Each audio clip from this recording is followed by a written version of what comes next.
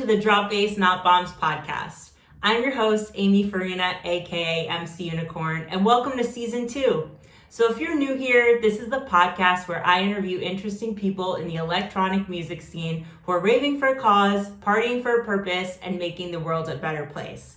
I sit down with artists, industry professionals, content creators, and more. Just keep in mind on this podcast, we have a variety of different opinions and views that do not necessarily reflect those of my own or those of Drop Bass Not Bombs. We also talk a lot about really mature topics, so listener discretion and viewer discretion is advised.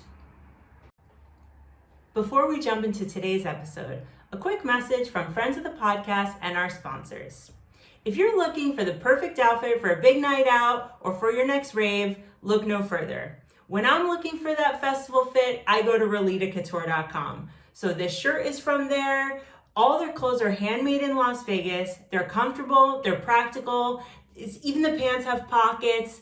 They're my favorite rave festival fashion brand. You can use code MCUnicorn to save 15% off today at RolitaCouture.com. Click the link down below and save some money and look amazing this weekend because sexy has no size. Welcome back to the Drop Bass Not Bombs podcast. I'm here today with Scottish content creator Rave Barbie. What's up, Ruth? Hi, how's it going? I'm good. How are you? I'm brilliant. I'm honored to be on here today. I've been a listener for a while now. I love that. Yeah, I've been dying to have you on. We've been talking about this for a while. It's long overdue. And yeah, we have a lot in common. So I'm so excited to have you. And yeah, we finally got to meet in person recently at Carnival. So that was pretty cool. Yes, that was cool. It was just so exciting. Carnival, the vibe was just amazing. And obviously meeting you, it was just so funny. And the outfits, it was great. Great vibes. Yeah, I think we have that in common too, that we both like to dress up, and that's not that common in Europe. Obviously it's common in the US, but yeah, we both like to go all out and dress up I and like was go loving crazy. it. Love it. So I want to start first from the very beginning. I want to know all about you. So what's your earliest electronic music memory? How did you get into the rave scene? Okay, so probably the earliest electronic memory in the UK, I don't know if you've heard of Clubland. Yeah. Yeah, so my mom had the copy of CDs. They would always bring out like like a montage of those kind of CDs. And my mom would always play it when she was getting ready to go on a night out. And there was always like it was this one song. It was like Fly on the Wings of Love, AXM, and I loved Fly it. on the wings and Yeah, that yeah, one. love it. It's like the cheesy, happy hardcore, like UK happy hardcore kind of stuff. And I loved it. It was great. And that's like my earliest memory. But how I actually got into the rave scene with hardstyle was an ex-boyfriend. I actually hated hardstyle and he loved it. And he took me to a rave the first time, I think, when I was 19. And I just fell in love with the scene, just how passionate it was, and things like that. So it just kind of escalated from there. Yeah. Wow, so you went from hating hardstyle. Is that weird now to think about what you do now, especially like Oh, it's buying all the time crazy. for DEF CON and stuff? So what can you pinpoint like why you hated it? Was it that I was didn't fast or I think it was more, back then, euphoric was the big thing for me anyway. I liked the euphoric stuff. I just liked the melody. I liked how nostalgic and it just made me feel good. So I did like the kind of euphoric stuff, especially TNT. But I think it's when Raw was starting to become a thing. Like the old school type of Raw, like Rulers, old stuff, and Disturb. yeah. I just found that hard to listen to at the start. But I think when I had went to a rave and I heard it live, it's so different, when you're actually there at a rave hearing it. So yeah, I don't know why. I think it was just, it's just noise. Like I used to be a big goth and like my goth and my emo tunes and things. So it was just something so different. I'd never really been surrounded by it from family or friends. So I think my boyfriend at the time opened the door to that kind of scene and I just really fell in love with it. Yeah. Yeah, and it's also very different like hearing something on Spotify or in your headphones and going there in person, especially these big events like Climax, for example, with the lasers or like Reverse or DEF CON. Like I've heard that from people before too, like it wasn't their cup of tea. And then they went to an event and they're like, oh, this is actually really, really cool. Yeah. And the energy and the vibe and yeah, just like how hard everybody goes is like Oh contagious, yeah. you know? Yeah, it was just the passion and it wasn't just noise. It wasn't just the music. It was everything else associated with it. It was the social aspect and just really friendly environment. That's the way I perceived it for the first time. And I kind of said to him, I was like, okay, I get it now. I get it. And then obviously it just escalated and here we are now. Not like Yeah. boyfriend anymore, but got to say thanks to him for getting me into the scene because I wouldn't be here if it wasn't for him. So yeah. Wow.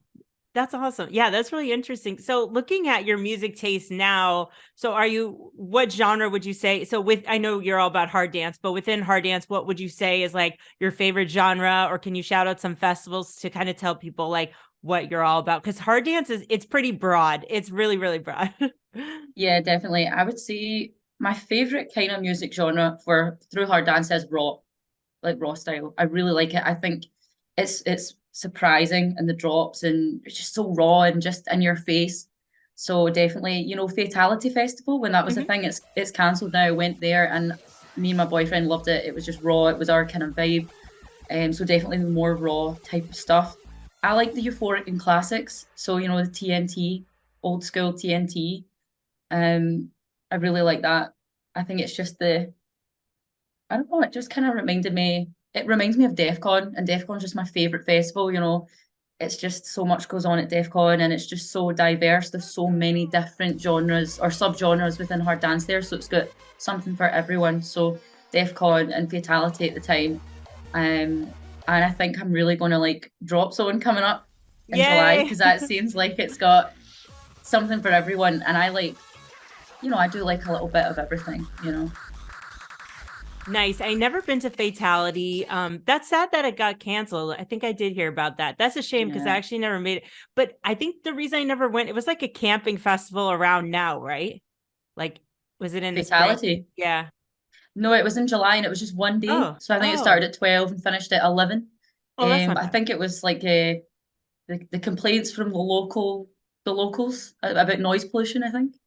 So Yeah, that happens. Well, maybe they'll be able to find like another location for it because that happens sometimes where it gets banned from the municipality and then they just have to find another place. But it's hard for those smaller festivals, to do that. But yeah, I never made it out there. But yeah, DEF CON I've been to 3 times and Drop Zone, obviously I work for them. So shout out to Drop Zone.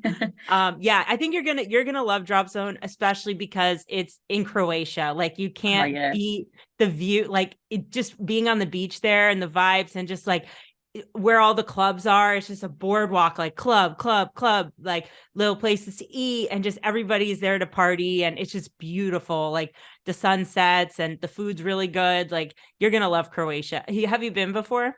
No, I've never been Yeah. to Croatia. I've been to Ibiza, but that was during lockdown, so all the clubs were shut. Oh So no, it was basically, just just sit you in a holiday walking around. resort. Yeah. Yeah, just walking around looking like, oh, there's High Ibiza. We were actually in a hotel right next to High Ibiza, that big massive club. And I was, oh, that could have been good. So I think just going to a festival that's hardstyle related, that's not in the Netherlands or in the UK, I think in Croatia, that's something so different for me. But I don't do too well with heat just because I'm so used to the cold. So I'm sure it'll be fine because we're flying straight from DEF CON straight to Oh my Croatia. god. And I've just got a backpack with me, just a backpack for DEF CON in Croatia. So that's going to be, Good uh, luck. yeah, yeah, I'm going to need it. I'm not a light, anyone who knows me, I'm not a light packer. I'm like the opposite. I have like multiple bags. So I had multiple luggage and I put my stuff in other people's bags. Thank you to everybody who carried my stuff in Croatia. Like I'm not a light, I can't do the one backpack thing. I'm like a 3 bag kind of gal. See, I'm not like you. I overpack and I'm the mum of the group. I'll bring not, I know I don't need this stuff, but someone possibly will probably need this, plasters, anything that you could think of, first aid, painkillers. I'm the one that brings it all. And I think just from going to so many festivals in the past, I've kind of learned, okay, I really don't need this stuff. So I have managed to kind of whittle it down. But I know for Croatia, it's just you know, I feel like I'm going to need more stuff. I can see myself probably adding in a check-in case, but because we're just trying to travel on a budget, it's so much more cheaper bringing a backpack. And all the boys that we go with, they're fine, but I'm like, I think I need a little bit more stuff than you guys. So Yeah, I like to have options of outfits too. And like there are day parties and night parties there. So, but yeah, I mean like you don't need to change 5 times. Like I think a lot like what you were saying, like a lot of the stuff I bring is unnecessary. Like the one band-aid that someone might need over the course of 4 days, they can also ask like club staff. Club staff always has a yeah. first aid kit, or you could go to like the local shops. Like our pool apartment was really close to like this corner store that had everything, like just like your normal kind of grocery store, like those kind of things. If you need gum or chapstick or like candy or whatever. But yeah, I'm always like bringing so I much. would I would rather be prepared than unprepared. I just like being an organized gal, it comes in so handy. And you just never know when you might just need this totally unnecessary thing. And thank God you packed it. Yeah, and like you save someone's day. And I think now the thing is too, and we'll get into this in a second, is like with content creating and now working in the scene is like you do need more stuff. So whenever I'm traveling now for events, like I have like the tripod. I know you have your camera. Mhm. Also have multiple ring lights. I have like extra microphone if I'm interviewing someone. Like I have all these Mhm. kind of extra things. And then also like if I am making content, like I want to look good as well too. So I have like the Oh yeah, face gems and like absolutely. the hair Yeah. things, and then or Glitter, if I'm eyelashes. glitter. Yeah, exactly. Definitely. Um, yeah, so that all adds to what you need to pack in the suitcase. So I guess that's a good segue into, so how did you go from, just going to raves for fun to becoming Rave Barbie to becoming this big Scottish content creator? Just lockdown, COVID, really. So I started really going into raves and things, obviously, before that. And I love taking videos in general. So I had a lot of videos on my phone, and then lockdown came around, and obviously we had booked Intense DEFCON, Decibel, so excited, and obviously it's all cancelled, nothing's happening at all, and you're flicking through your phone. Oh man, this is so sad. You're looking back on your videos. I'm looking back in mine, and I'm like, posting them to Instagram. I would post my videos on Instagram, but at the time, people that I followed on Instagram and people who followed me, they weren't into the scene, they weren't into the hardstyle kind of scene. It was more just people from high school, people that you knew locally. And I felt annoying posting it on Instagram. And obviously, I'd watch other content creators, the Slendy Show and Alena as well, Hard Vlog. I'd watch their videos all the time. And I'd always kind of wanted to, even before that, I wanted to be like a YouTuber, if you know what I mean, when I was a lot younger, but I didn't really know what I wanted to do. And I saw their TikTok was kind of like a thing at the time, but it wasn't as widely used as it is now. And I thought, okay, well, I don't really know how to video edit that well. Like, I don't really know what to do with all these videos. I want to post them. Like, some of these videos are so good, like people going crazy to drops and things like that. So I thought, oh, I know, like TikTok's a thing at the time, and there's no copyright issues with TikTok because it is a music-based app. Didn't really know how to use YouTube at the time. So I thought I'll just go on TikTok, and I wasn't called Rave Barbie. I was called Rave Barbie Dream. Like Oh, oh, that was my cool. name, and I just would upload all these stupid clips to TikTok. If you do want to scroll down, or if you've been following for a while back at the very start of the TikTok, it was just me posting purely just videos from Fatality, DEFCON, Reverse, just kind of drop moments or people going crazy. And I would just post that. And I didn't think much of it. It was mainly just to have another app to post my videos on rather than Instagram. And some of the videos, they were getting a couple of thousand views, over 10,000 views. I was like, oh, there's an audience for this on TikTok. And following other hashtags, there was other content creators on there at the time. I thought, oh, there is a scene for hardstyle on TikTok. It's not just YouTube. So I just kind of took it from there. And then I kind of worked up the confidence to start sitting down and making rave outfit videos. And people would ask questions like, oh, how much is it? I posted Flugel a lot. And someone asked, what is that? And I made this video, and it just went absolutely crazy about Flugel. So that just became a wee gimmick to go along with the TikTok, and it's just kind of stuck because that is the kind of drink you get over there. You don't get that in the UK, and it's fun. You've got to put the cap on your nose, and yeah, that's kind of where it came from. And I thought Rave Barbie Dream, that's kind of a bit cringy. I mean, Rave Barbie's a bit cringy in general, but I thought I'll just take the dream out of there. Just call myself Rave Barbie. I mean, I've got the blonde hair. That'll do. I like raves. That'll stick well. It's easy to say. easy to remember. So that's it. Just escalate from there. Yeah. Wow. So that escalated pretty fast then. It's interesting that you said it came out through the pandemic. I think most of the content creators that I've had on here, and also including myself, I think it came out of the pandemic. I'm also thinking like because I started the podcast during the pandemic. It was May 2021, May, June 2021. So during the, in Europe, we had such a long pandemic. It was like March 2020 until February 2022. So started the podcast during the pandemic. And then I think also with the Instagram stuff was during the pandemic too. I mean, before that, I was writing articles, here and there and like emceeing. I was doing all of that already, but like the podcast and like the Instagram stuff, it came during the pandemic because it was, same thing, like going through old videos and I was like, oh, like there's, nostalgic and like, oh, I want to post it. And like, I don't know, I was always trying to share how I was feeling with other people. So like, oh, remember DEF CON Power Hour, or like, remember when we Reminiscing on the good old days. yeah, like we did that for 2 years, which is like crazy to think now. But yeah, I think that's interesting, and it just shows that there were some good things to come out of that time, and we did have the time to, thankfully we were privileged to have the time to be able to come up with these creative projects. And yeah, I don't know if I would have started a podcast, but not for the pandemic, because I was so busy and consumed with other stuff. So yeah, it was like I had the time finally to do it. It was an idea I had for so long, and then finally was able to do it. Yeah. So Yeah, I think lockdown just kind of gave me the confidence and excuse to really go out and do it. I think as well in the UK, the hardstyle scene, it's not really, it's so small compared to the Netherlands and Australia. It's really minute, really small. It's so niche here. And I kind of thought there's nobody that I know that's making content related to it. So I thought there's a gap in the market there essentially. Why don't I do it? Why don't I try and be like a voice for it, make it bigger? Because I think the UK struggles with the hardstyle scene a little bit. I mean, we tried to go to an event about 2 weeks ago or last weekend and it got cancelled. I think they really struggled oh with ticket wow. sales, which is really sad. But I don't know if it's because there's just so many going on right now. There's so much going on right now in terms of things in other countries. It was really good after lockdown because everybody was just wanting to go out. And obviously we were still restricted to certain countries we go to. So they were really busy. But I think this summer they're kind of not, I don't know, maybe dying a little bit. So I think, yeah, there needs to be more content creators, especially in the UK, with this kind of scene. And let's collab.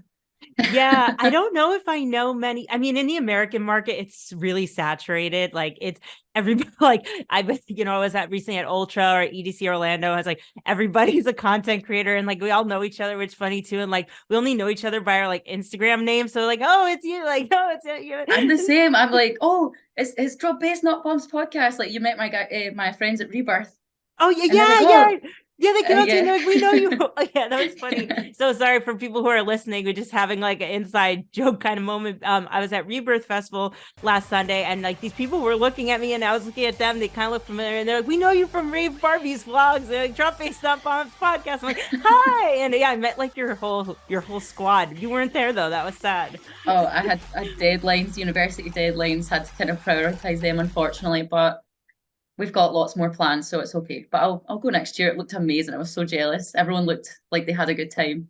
Yeah, if you like raw style, then I think Rebirth is definitely the festival for you. I was just there on Sunday, but it's definitely a very raw, heavy festival. And yeah, I loved it. I don't know if I would do the whole weekend camping just because of the weather here in April. It's a bit cold. It looked so cold. We were Everybody came freezing. home with a sneezy nose and a chest infection, and I'm sitting here like, I'm ready to go, guys. A lot of people got sick. I'm lucky I did not get sick. I did get sick after Carnival. I think I was sick before Carnival. um So I was so unwell after Carnival. I lost my voice completely. I think it's just the cold weather, to be honest. Yeah, partying in the cold, but also partying in the heat is also not good either. But it's just, Mm. yeah, I think, yeah, Rebirth. It was freezing. I mean, to be honest, it was really really cold. But we had a great time, and you should definitely check it out.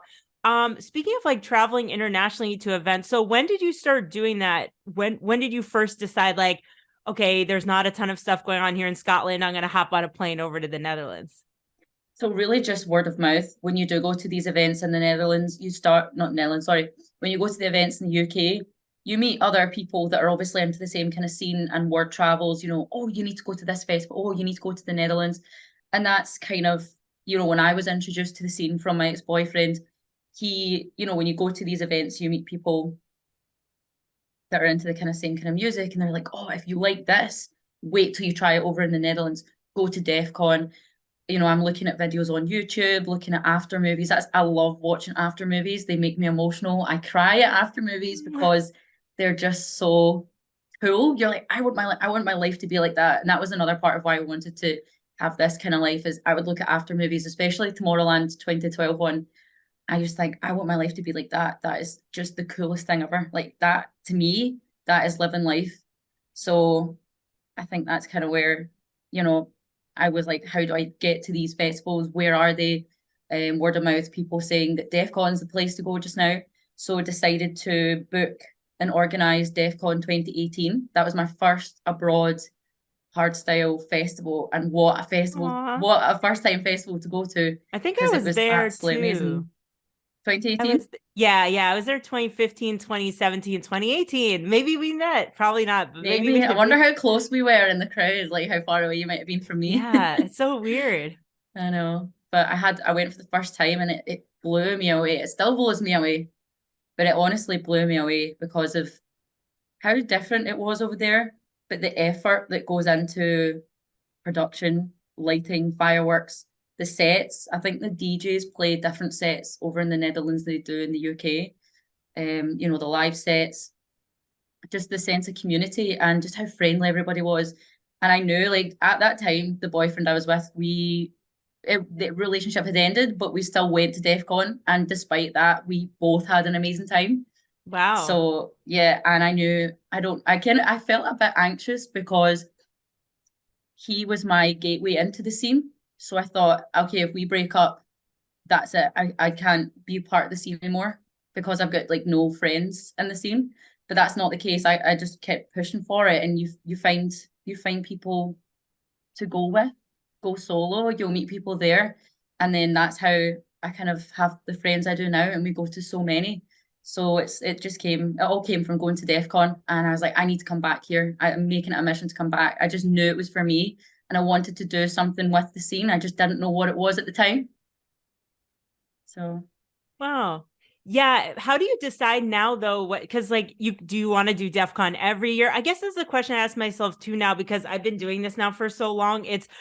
I love certain festivals. I love like DEF CON. I love Harmony of Hardcore is probably one of my favorites. Now I love Mysteryland. Like I want to do these all again and again, but I also want to do different ones, especially from a content perspective. So how do you balance like going to your favorite ones, but also doing new ones, especially if you're coming from abroad every time? yeah, that is something that is I've been debating recently, because a lot of the abroad ones last year I had attended for the first time, and I loved them all. But I went to Intense, I went to Decibel, and Intense I was actually really unwell at Intense, so I didn't enjoy it as much as I thought I would. But I'm not in a rush to go back to Intense. But Decibel and Defcon were the ones that I was like, oh my God, these ones were just really sticking out to me. I think I prefer going back to the weekenders just because you experience more, and you're traveling for a couple more days rather than just going over for a 1 day event. But I do now I do want to go to different ones just for the experience. But DEF CON, it's just something about it. There's just something special about it. I think it's because it's the home of it all, and I just meet so many people that are internet friends, people that I've met on the internet, TikTok. We all meet at DEF CON, and there's just a vibe about it. I can't explain it. It just feels really special to me. I said to my friends it'll probably be one of the festivals I go to every single year. But that's because my past three experiences have just been so amazing each time.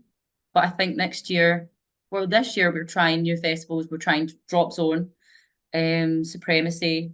I think the 1 day festivals I will only do once, just to experience different ones. And I'm going to Harmony of Hardcore, so I'm glad you said that because that makes me even more excited. Love it. I love Harmony of Hardcore. I think I've been twice. I want to go every year, but yeah, it's just like it's also impossible because everything's on the same day. So like I don't know what day it is this year, but I'm pretty sure I have something else on the same day. Like there's like every weekend is full now. So it's Yeah. like they're all gonna fall on the same, or it's like, if I know in June I have Intense, and then I'm going to Germany for World Club Dome, so that's 2 weekenders back to back. Like Oh that's gosh. a lot. Like I have Forbidden Island in August, I have Tomorrowland in July, I have Awakenings in July, I have like Dream Village, EDC Orlando, like 80. It's just like I'm also 32, so I gotta like take it, have like at least one weekend to like relax. Yeah, they're But tough yeah. though. I mean, I find them tough in general, but I think it's hard to balance them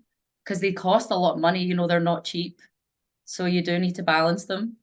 Um, yeah, it's so hard to choose, and there's so many. In the UK, we have nothing like to the extent as many as that. So it's easier to balance them in the UK, but not so easy when there's so many to choose from in the Netherlands and Belgium. So what about like Creamfields or Glastonbury or Colors Fest? Is that another one?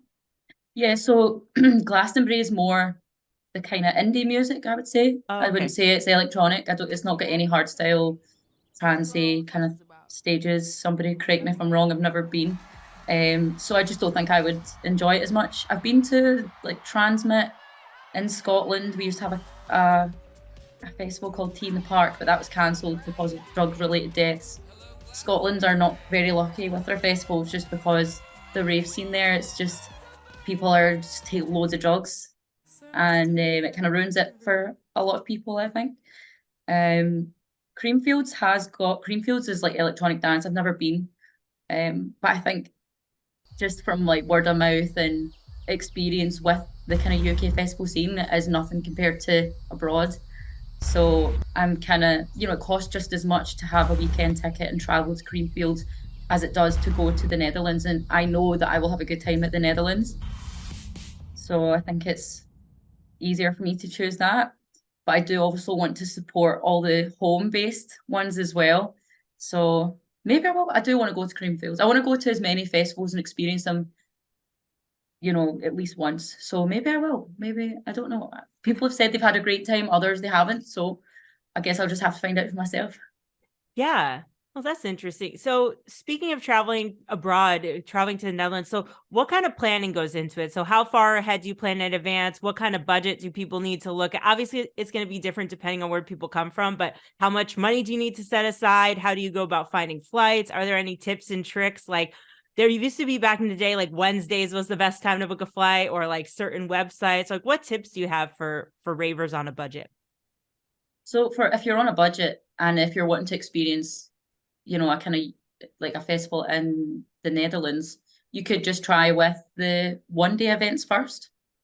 We booked Harmony of Hardcore. I think we found flights like £150 or something, but go on Skyscanner, all these websites that kind of scan different flight companies, and they usually come up with the best deal.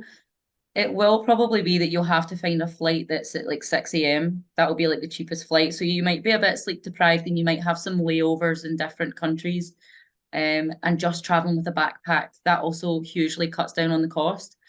Looking at hostels, go on booking.com, Airbnb, just have a really good research, really. Don't just go the first option, just kind of keep looking. And I found now when we're booking flights, we find flights at a good price and then we maybe leave it a couple of weeks and then they shoot up in price. And it used to be that sometimes you could get cheap flights last minute, but now that doesn't seem to be the case. It seems to be when you look at the flights, that will be your cheapest, your first initial research for them. Like you need to buy them there and then. Because in our experience, when we've left it, they've gone up by 30, sometimes 60, £200. Our friends held back in buying flights for Croatia and it cost them an absolute bomb. So we just try and book the flights as soon as we can. But obviously I know that's hard if you don't have the money sitting there and you do need to kind of wait on your next paycheck coming in. But I think for a first time, I would probably do like the day events or like the nighttime events, the overnight ones. Supremacy, I think, if you're planning on that one, will be an amazing first time rave. I've heard my friends went last year and they kept saying how amazing it was, and yeah, I really want to go now. So, but I think you can maybe try that, looking at like Ryanair, just bring a backpack with you and just leave on the Sunday if it's throughout the night. But Ooh, that's yeah, rough. it's But that's rough, the yeah. safest. Yeah. So what do you do if there's camping? Do you bring your camping stuff from Scotland, or do you buy camping things there, or do you go for one of the pre-set up options? So we always go for the pre-set up options just because it costs you money to put on extra stuff onto a plane. And we don't have the actual camping equipment anyway. So it would mean buying that additionally and then paying the additional cost for it to go on the flight. So if you kind of add all that up, it kind of works out the equivalent to if you just get a pre-set up tent for the likes of DEF CON or something, you know how you can even buy a pickup tent. You probably could do it really cheap if you wanted, and you can get a ferry from the UK to the Netherlands. But then you've got to counter in your time. I feel like time's everything, you know. Time's valuable and it knocks you down like tiredness wise. You've got your petrol, you've got to pay for your car going over. So you kind of have to compromise and say, well, I'll get there quicker, I'll get to the festival quicker. But then if I drive, I can bring unlimited food, unlimited drinks and fluids and things like that. But no, we always just try and get a package set up for us. It just takes the stress levels down because it is stressful flying. For example, every festival we did, for Intense DEF CON and Decibel, we flew on the day, like we flew very early morning, 6 a.m. to arrive on the Friday. So by the time we actually got to the festival, it's like, you know, you're up at like 4 a.m. to get your flight at 6, to get into the Netherlands at 9, to then travel to the event, stand in all these queues with your backpacks and your suitcases. And then by the time you're in and settled and unpacked on the Friday of the festival, it's like 5 o'clock and you're knackered. You know, you can't be bothered setting up a tent that you've brought with you, dragged with you. So I think this year we learned from that mistake. We're going to fly out a day early. That's yeah, you were like that was like making me stressed hearing that because what if your flight's delayed? We are so lucky that's Knock not on happened to wood. us I don't, yet. don't want to jinx it, Touch but like wood.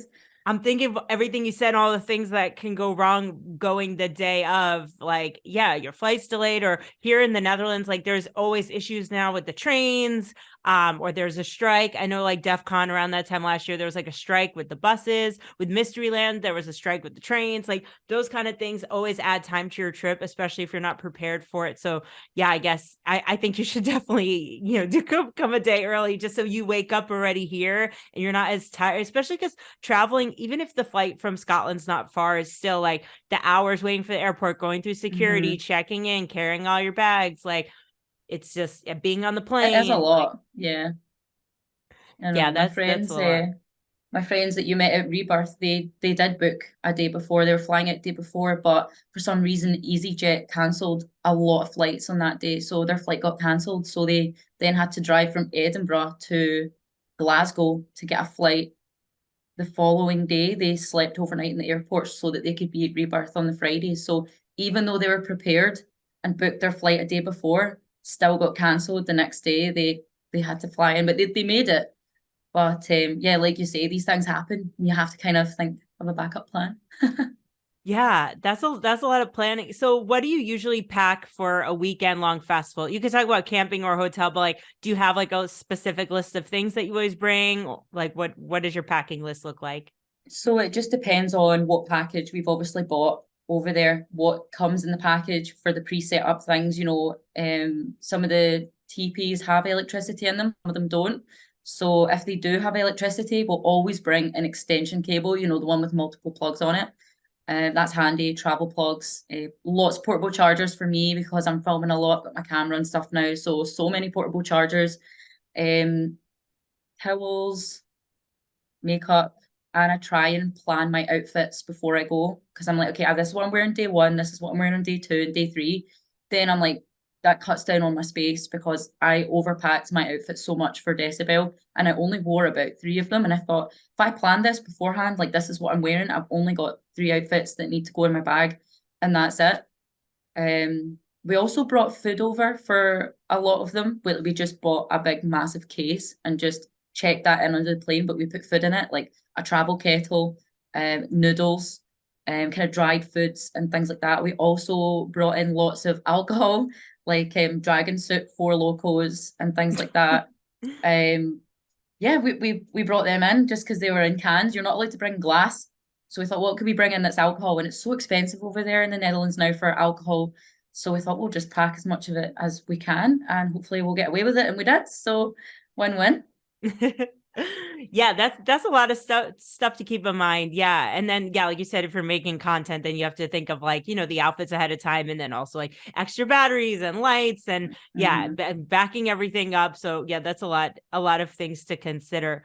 So looking between, so you obviously, like, you're coming here all the time to the Netherlands, but how is the scene different in Scotland than here when we look at like dancing, style of dress, the way people party, the type of music people listen to, that kind of thing? So in terms of dress, I would say what shocked me the most, I went over to Capital and it was obviously freezing over there. Everybody dresses weather appropriate for the Netherlands. Everyone was wearing jeans. And even in the event, even though it was so sweaty, it really took me aback how people were just wearing jeans at a rave. Whereas in Scotland, you'd have girls in the most skimpiest outfits. They wouldn't wear anything warm to the rave. Like when you're wearing that outfit, you're committing to that outfit. You're not bringing joggies with you. You're just in your little bikini top and like your hot pants, and it's really colourful. So in the UK, I would say there's a lot more colour and a lot more kind of raunchy outfits, really out there. Not as much as the American raves though. American, it's like really out there.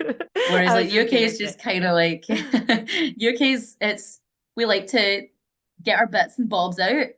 But in the Netherlands, people are a bit more kind of um, modest, I would say. Yeah. Yeah. Which is it was just a bit of a shock to me because I was in this neon pink and neon blue, like really colourful, like ice cream swirl outfit, and everyone was wearing black jeans and a top, and I instantly felt, oh my God, I felt like a highlighter stick through the crowd. So in terms of dress, yeah, it's a lot more kind of it's not as bright. UK is very bright and colourful, and girls get their makeup done. It's like a big thing. Dancing wise, obviously in Netherlands has got the hacking.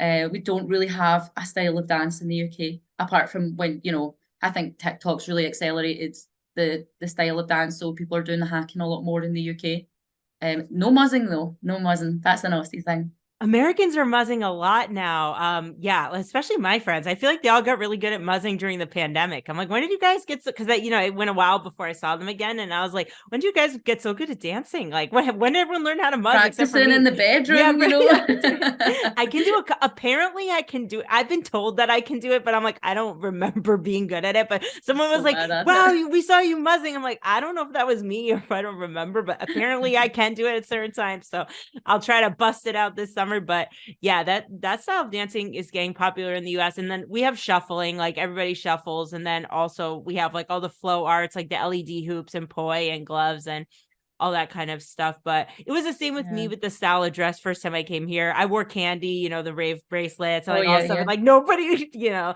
I was very, I still have my moments of being like super American raver, but at the time, like I was really, yeah, I was like your stereotypical American rave girl, rave. The hair, the gems, the candy. Like at that time, like fluffies were a really big thing. Tutu, like I'm talking about 2014, that time period. Yeah, and it's more casual here. It's more people just in street clothes. People also Hmm. wearing a lot of like merch from the events. So Yeah, yeah. or even from other, let's say you're at Capitol, right? You might see someone in a hard bass shirt or a DEF CON shirt, Dominate, like, or just from a DJ, Radical Redemption. I see a lot of major conspiracy merch nowadays, like just whoever's like Yeah. top at the moment. Everybody's rocking the sick mode merch or whoever. Yeah. Yeah, I think if we had that in the UK, there would be a lot more of that. But we don't have merch stalls at events at raves. I think because they are so small. It's more just a night out, something that starts at 10 o'clock at night, it finishes at 3 in the morning. So it's not like a big anticipated event. It's more just small wee rave nights in Glasgow or in England and things like that. But I think it's starting to become a bit more of a thing having merch. I mean, Lost Minds Festival, they're doing the kind of merch thing, but they don't really sell independent artists merch there. And if we were to buy, I really like the Codex and Mish's new merch that they've brought out. There's the neon yellow hoodie for Codex, and obviously Mish had her merch launch, but we've got to pay like an extra 30, 40 euros to get shipped. So Ooh. I think that's why there's not as much as that over here. But I do see people with t-shirts that they've maybe bought from at an overseas event. Um, but yeah, in the UK, there's a lot of like independent rave outfit businesses that tend to make their own clothes. So that's quite a big thing here. So I think there's a lot more colorful outfits in that respect. Nice. Yeah, in the US it's crazy with outfits, and it's feel like it just continues to get to get Yeah, crazier and crazier. I like And that. I wish we had that more. I break out the outfits sometimes. It really depends on the event. And also like the more multi-genre events like Mysteryland or something like that. Or I went to like Don't Let Daddy Know at the Ziggo Dome. With hard dance, it is more like black and dark and more like athletic Hmm. wear. But when it comes to the more EDM events or trance events, I will wear like some more fun, exciting outfits. Yeah. At least I try to. So I want to get into talking a bit more about your content. So you're all over all different platforms. Which one's your favorite? So I think at the start it was definitely TikTok. I found it really fun, but I'm kind of really enjoying YouTube a lot more. I like to challenge myself, and YouTube is more challenging definitely than TikTok. I mean, like making a video on TikTok is so much easier than doing YouTube. But um, yeah, at the start I preferred TikTok, but now I don't know. I think it's just because I wanted to make longer videos, be more creative with the video editing, challenging myself. So I'm preferring YouTube a lot more. But university right now with the deadlines is just really quite a lot. So I've not had as much time to do that. That's the bad thing with YouTube. It takes longer to film a video. It takes longer to post it, upload it. The uploading process takes a while. Um, yeah, I think right now I'm definitely preferring YouTube just because you can be a wee bit more creative with it. You can let your personality shine through more. And maybe people that aren't making quite quick, fast judgments on your TikToks, your people are really getting to know you, I think. So I'm I kind of I'm a I mix was between the very two. late to the I was very late to the TikTok game. I think I just followed you. I with the help of my wonderful intern made a TikTok a couple days ago.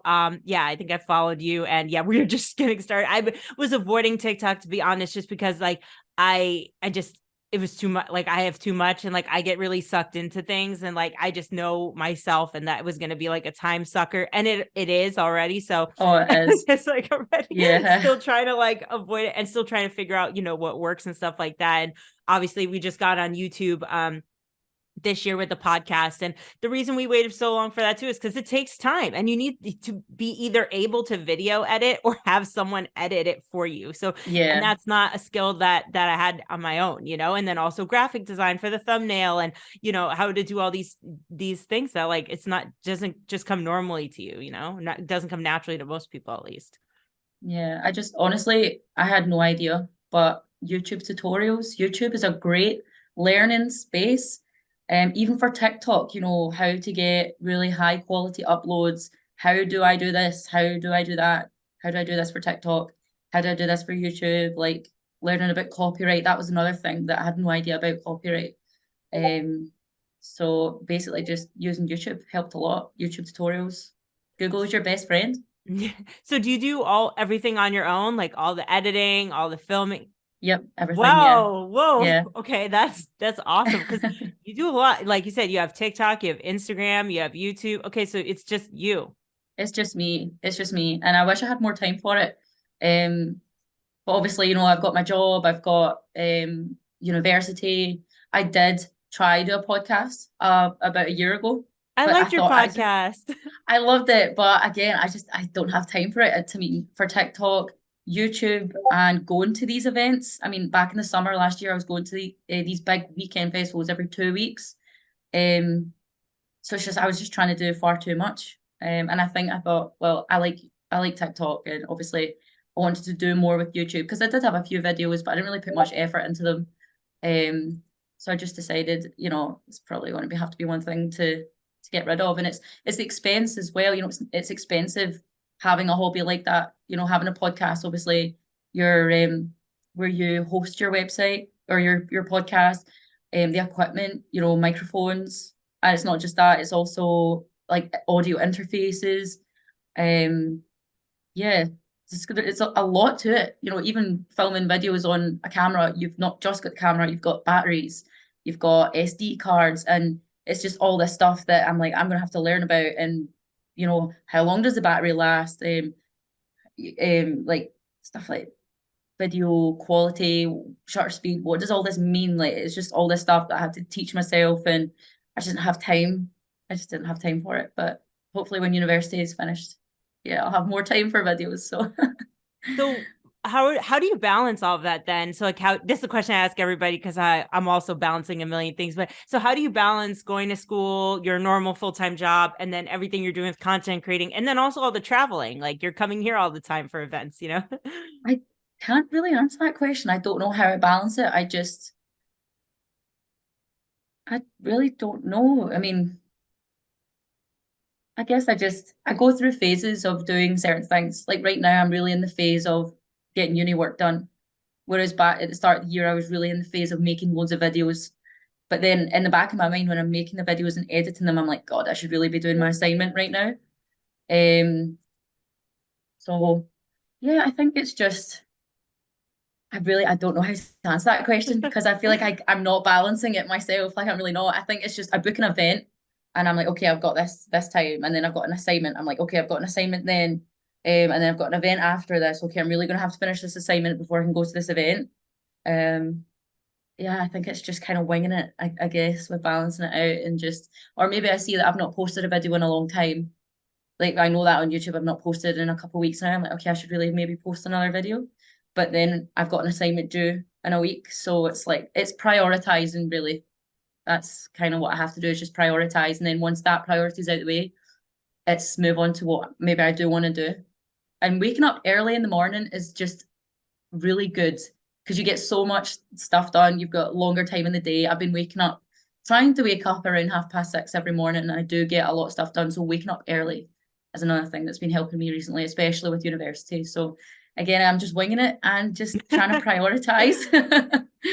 Well, it sounds like you have good time management. Yeah, me too. I mean, yeah, waking up early, that's a good tip. And then also like I batch my content a lot. So like for example, like at Rebirth, I had already in my head like the content that I wanted to get. So I'm like, okay, well, thinking ahead, like what reels am I thinking about me? And obviously some is spontaneous, but some is not spontaneous. Like some is very planned and Yeah. calculated. So like, okay, well, I'm gonna get like these specific clips. I'm gonna do this for and also a lot of my stuff is pretty consistent now where like I always do a recap. I always do like clips of me like people dancing and me dancing. I always do something like featuring an outfit from somewhere. Like I kind of have the same things in my head every time. And then it's like, okay, well, what am I going to use for the podcast? What am I going to use for Hardstyle Mag? What am I going to use for EDM House Network? Because I work for them. What am I going to use for the sponsor? Like I just have that in my head already. And then I go to the event, I get all that done. And then I can stretch that out for a pretty long time. Depending, like for example, for Ultra Miami Music Week events like that, like I had so much because it's so many days and so many events. So that's like one tip that I found helpful too is like going in with a plan and then like stretching out the content for a while and yeah, Yeah. seeing where that gets you. Yeah, I see what you mean. Yeah, I do have an idea of what kind of videos I want to make. But I always end up getting inspiration from other people and just the way the day goes. And I'm like, oh, I can make a video of this. Like, for example, at Carnival, for the first time, I brought the 360 camera with me. And I knew that I wanted to make a video surrounding a game because we were going as Mario and Luigi. So I thought I am going to try and circulate making my content and my editing to do with Mario and Luigi, like all the sound effects, etc. And like I even said to my boyfriend, right, we're going to run when I've got this 360 camera behind my back to the festival. So it looks like the person's controlling us. It's like a game. So Oh, I so did smart. have an idea behind that. So I'm always thinking about video content. I'm always thinking, oh, my next video, I'm in the shower. I'm like, oh, I can do this. And, so Yeah, me too. I get my ideas in the shower too, or when I'm on my bike. And it's like, oh yeah, this is a great idea. So I'm always yeah. like, yeah, sending voice notes or like writing stuff down. Yeah, ideas come to me constantly, and sometimes in my sleep too. Like I'll be sleeping and I'll wake up like, I have Yeah, an you dream idea. about it. Yeah, a lot. Dreams never stops, not when you're sleeping. Nope, it's 24/7. So so far in your content creating career, what's been the most rewarding part and what's been the most challenging part? I think the most rewarding part was definitely, when you have brands and organizations in your DMs, like, can you promote a video? Can you make a promo video? We'll give you a ticket, and things like that. It's definitely the most rewarding. I think that's that I'm like, oh my God, I can't believe that. Wow, that's so insane. That's crazy. You know, of course I will. I was so excited. Like that's, you know, to make a video, to get a ticket for an event, that's just so amazing to me. So I think that's been the most rewarding. And obviously with Rave Outfits, you know, brands wanting to work with you and send you clothes to make a video, like that's definitely the rewarding side to it. The most challenging, probably maybe dealing with people that are have maybe a negative view on your content, or just people comment nasty stuff. But I wouldn't say there's anything that's been really negative. That's good. Yeah, So yeah, how do you deal? Because I've heard you speak about this before in your videos, and I wanted to ask about it too. Like, how do you deal with haters and negative comments and things like that online? Because that's something everybody. The moment you put yourself out there, you need to. Whether you're an artist, whether you're a content creator, whether you have a podcast, whatever. If you're gonna put yourself out on the internet, there's gonna be someone that doesn't like it, or someone, and people are mean. So how do you deal yeah. with that? Well, I think I always just kind of have the idea that people who don't like something, or they don't like your video, people are more likely to comment something negative than they are positive. So it might seem like a lot of people are being negative on your video, but it's just because if you said something that might have been controversial, for example, I made a video about on TikTok, and it was about when you would rather go to raves and festivals than have a child, and it was just a stupid trend video, and it made so many people mad. You know, a lot of Why? hateful comments, because I think they took it as an offense to you're not living your life if you've got a kid. Oh, I I think I didn't think interpret it then like that, but I don't have kids, yeah. so maybe that's why. Yeah, and I understood that. I thought, okay, yeah, I can see why, but it was just a silly trend video, like dumb ways to die, dumb smart ways to live kind of thing. So because they thought that wasn't a smart way to live, so I think that's why they interpreted it as something that wasn't a way of living your life, when, you know. So it just made a lot of people mad, and they were commenting really nasty things.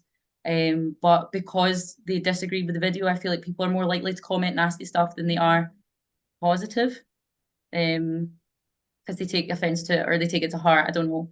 But I just ignore it, just ignore it. It's so hard not to ignore it. There has been times where I do bite back because I'm in a bad mood that day, and I will sit and argue with someone over Instagram. Because Instagram Reels is actually the worst, I think, for hate comments. Instagram is the worst for it. Hmm. TikTok is actually quite friendly, same with YouTube. But Instagram Reels, like when you have hardstyle, hardcore pages repost your TikToks to it, you're subject to a lot more hate. And I find that with other content creators, you know, especially with the muzzin on TikTok, it's mainly positive, but then their video gets reposted to like a massive hardstyle page on Instagram. Just a lot of angry people in the comments. And, you know, don't know, I think Instagram's just a different side, but I just ignore it. There's no point wasting your energy on it. It does affect me a little bit. I'm like, oh man, like that sucks. But at the end of the day, like it's not gonna stop me doing what I like doing. So Yeah, yeah, and that's the main thing. And a lot of people can just sit and hide behind the screen, sit and hide behind online and just say whatever they want without consequences. Because it's like, how are you going to find out who it is? And it's easy to just hit exactly. enter, hit send, but yeah, it shouldn't be a reflection on you. It's just like people disagree, and that's okay. But there's like a respectful way to do it, and like a not respectful way to do it, like a mean Yeah. way to do it. Yeah. Of course. So but yeah, like I said, once you put yourself out there, it's inevitable that somebody is going to say something negative one point or another. And I feel like since the pandemic too, people have just been more negative online from what I've noticed, which is kind of surprising for the rave scene, which I found personally to be like a very positive space. But just Yeah. found since the pandemic, like people are just not as nice are quick to Yeah. yeah and not even necessarily on my own content, but just from what I've seen. And there's a lot of stuff going on in the scene in the world too, and everybody has an opinion about it. Yeah. Yeah, definitely. But yeah, so on a more positive note, I want to talk a bit about your outfits. We've talked a bit before. So how do you go about styling an outfit for an event? Um, I think I start with, maybe it can start from something simple like a pair of sunglasses, and the colors in the sunglasses. You know, they could maybe have a blue tint to them, and I think, right, I'm gonna see if I can come up with a blue outfit that will match the sunglasses, or vice versa. You know, the outfit could be like yellow and black, and look, yeah, I want some very cool mirrorless black or yellow shades. I think just scrolling through Instagram as well gives me a lot of ideas of what I want to wear. Like, oh man, that outfit's sick. Like, I really want to buy that. Maybe we'll pair it with some cool baggy cargos. I just kind of picture it in my head, kind of go what kind of color scheme I want to go for. Um, I think it also depends on what temperature the festivals are going to be. I've been doing quite a lot of outfit styling for Drop Zone. So a lot of those outfits are based on, well, not a lot, really, not a lot of fabric because it's going to be hot. Yeah. So I kind of look on the independent businesses, the clothing businesses, see what they're doing. And some of them just sell them as sets, rather than you having to buy different things, shorts, t-shirt, they already have like a play suit, it's all in one, or they've got like a matching set. So that definitely helps. And I also follow other people that other kind of content creators that are really into their rave fashion. So I kind of just pick inspo from them and or maybe just buy exactly the same outfit because yeah, and Depop as well or Vinted if you're looking for secondhand stuff. I shop a lot on there just to get a kind of discounted price because I'm very guilty of just wearing an outfit once. And I really grudge paying, 60, £80 for one outfit and never wearing it again. And also Rave Recycle on Facebook as well. It's a Facebook page. You can buy your rave wear on there and it's great. Oh, I never heard of that one. I'm gonna check that one out. And I probably have Rave clothes to sell on there too. Rave Recycle. Okay, that's cool. Yeah, it's so good. I mean, every time I've mainly posted an outfit on there, it gets sold. Hmm. Oh, that's good to So know. I'm sure I yeah. have stuff. Cool. So when it comes to working with brands, how do you go about approaching brands, or what do you do when a brand approaches you? What tips do you have for people who want to get into the content creating space from that way? So I think maybe get yourself on TikTok, really put yourself out there, just bite the bullet, just do it. Um, and I would maybe just start with what's already in your wardrobe. You might have just buy cheaper clothes, maybe make a video on rave clothes I bought from Depop and style that. Nice wee back and track music to it. I always feel like TikToks with hardstyle tracks in the background always do a lot better than just like the normal ones. In my experience, that's what I found. And obviously looking at other people's videos. Um, yeah, just starting with that and just styling rave outfits that you already have and post a couple videos already that kind of just shows that to a brand that might be looking for people to promote their clothes, that it's something that you like doing and your videos are good quality and it seems like something you might like doing. I think, well, that's what I did anyway. And they will message you on Instagram and they've said, oh, we've got like a new drop coming. Like, would you be willing to make a video if we send you some clothes? And yeah, that's usually how the processes work for myself. Don't know about other people, but I've never approached a brand to ask because I don't know, I feel bad doing that because they're independent businesses and they're independent. It's not like a massive retail fast fashion company. It's like a small independent brand where it's made to order. So, I feel like I'm asking for something. I don't know. I just don't like asking for it. If a brand was to approach me, absolutely, that would be great. Love doing that. Good fun. Yeah, for me, it's the same. I never like straight up asked, but I've applied like for Rolita Couture, for example, who I mostly do stuff for. Like I applied in their formal like process. There's been a few others like I've applied, but I've never just like shot out a DM like, hey, Oh yeah, I no, have never.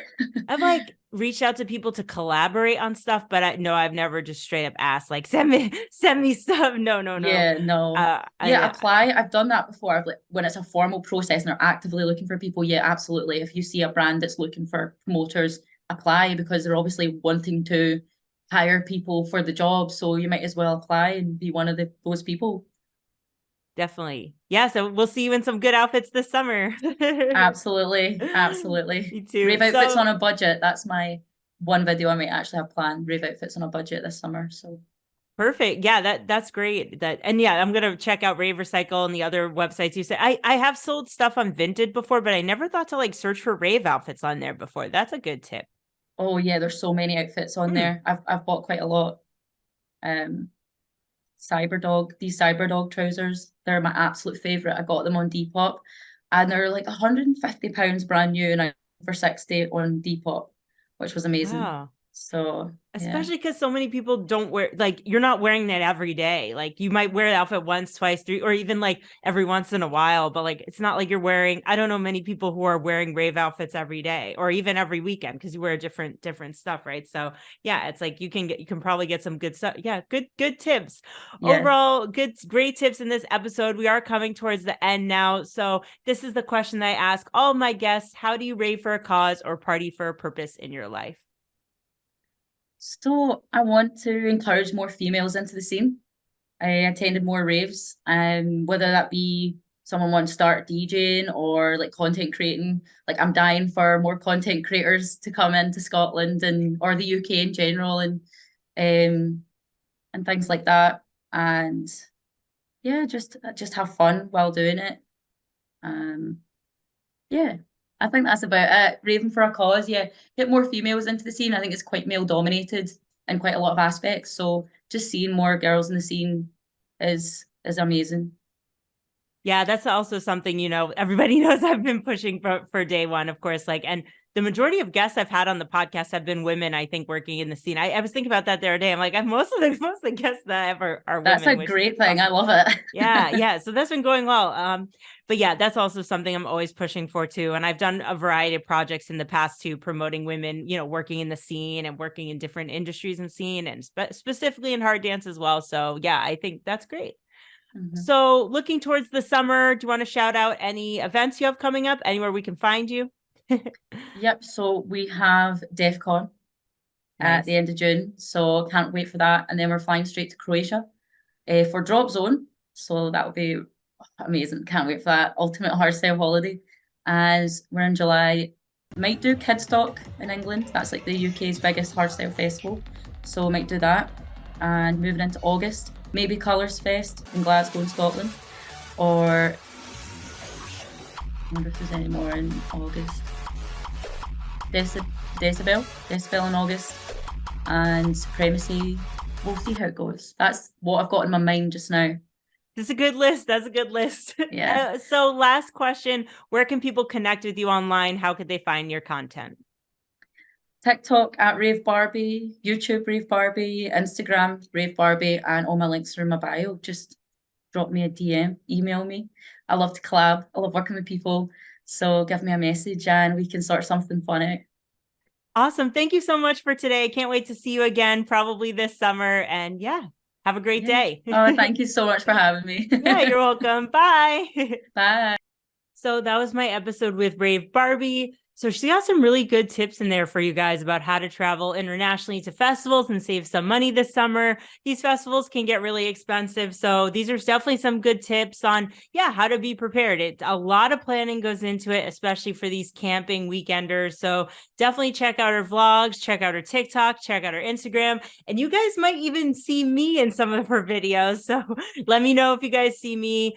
Give me a shout out, give her a shout out. And I hope to see her on the dance floor very soon, probably this summer. So now it's time for some announcements. So the next festival on my agenda is Intense Festival here in the Netherlands. So I'll be there for the whole weekend. So if you guys are going to, definitely come and say hi.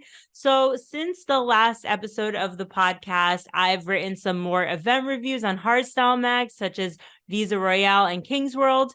I've also written some new articles up on EDM House Network. EDM House Network is my newest collaboration. I'm a writer, contributor for them now. So definitely go and check them out. You can check them out on Instagram, also on their website.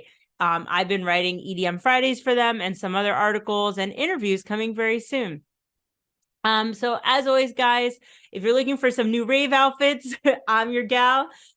This summer, Shroom Beach has fun and comfortable psychedelic clothing and beachwear. Every year, they donate 10% of their profits to the Psychedelic Institute. Use code EMSUnicorn20 to save some money today. Get your outfits just in time for this festival season. So my last announcement is another code. As always, you guys know by now, you can also see on my shirt, Drop Zone Festival is coming up this summer in Croatia. It's the ultimate hardstyle holiday.